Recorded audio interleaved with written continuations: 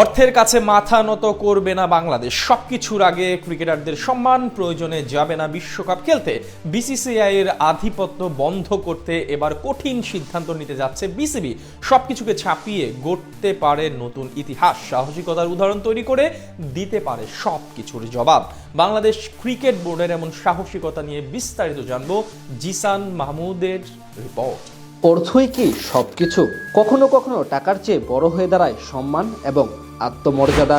দুনিয়ার সবচেয়ে গুরুত্বপূর্ণ এবং দামি জিনিস হলো এটি, আর সেটি যদি নিজ দেশের ক্ষেত্রে আসে তাহলে তো আর কোনো কথাই নেই। বাঙালি জাতি কখনো মাথা নত করতে চায় না, সেটার আরও এক উদাহরণ দেওয়ার সুযোগ বিসিবির কাছে। অর্থ কিংবা সুযোগ, সবকিছুর ঊর্ধ্বে ক্রিকেটারদের সম্মান, আর সেটাই যেন করে দেখাতে যাচ্ছে বিসিবি। এক মুস্তাফিজুর রহমান ইস্যু নিয়ে তোলপাড় সৃষ্টি হয়েছে গোটা ক্রিকেট বিশ্বে। বিসিসিআই এর নির্দেশে আইপিএল থেকে তাকে বাদ দেওয়ার পর ফুঁসে ওঠে সবাই। ইংল্যান্ড, পাকিস্তান কিংবা আফগানিস্তান, অনেক দেশের ক্রিকেটারই এই নিয়ে কথা বলেছেন। ইংলিশ অলরাউন্ডার মঈন আলী সরাসরি বলেছেন ফিজের সাথে যেটি হয়েছে সেটি অন্যায়। এরপরই বিসিবিও পাল্টা জবাব দিয়েছে বিসিসিআইকে।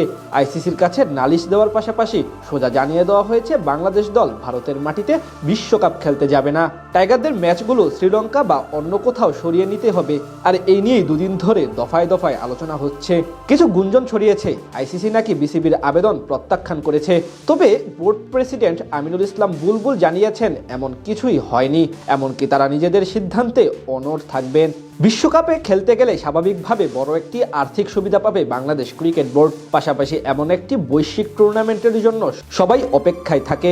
এছাড়া বিশ্বকাপ মানে আলাদা রকম একটি বিষয়। তবে তার আগে প্রশ্ন হলো দেশের সম্মান। এই নিয়ে ক্রীড়া উপদেষ্টা বলেন, আমাদের ক্রিকেটারদের নিরাপত্তা, বাংলাদেশের নিরাপত্তা, বাংলাদেশের মর্যাদা প্রশ্নে আমরা কখনোই আপোষ করব না। আমরা ক্রিকেট বিশ্বকাপে খেলতে চাই, আরেকটি আয়োজক দেশ শ্রীলঙ্কায় খেলতে চাই। এই অবস্থাতে আমরা অনড় আছি। কেন এই অবস্থানে অনড় আছি? আশা করি আইসিসি সেটি বুঝতে সক্ষম হবে। এদিকে বিসিবি সভাপতিও সোজাসাপটা জানিয়ে দিয়েছেন ভারতের মাটিতে কখনোই বিশ্বকাপ খেলতে যাবে না বাংলাদেশ।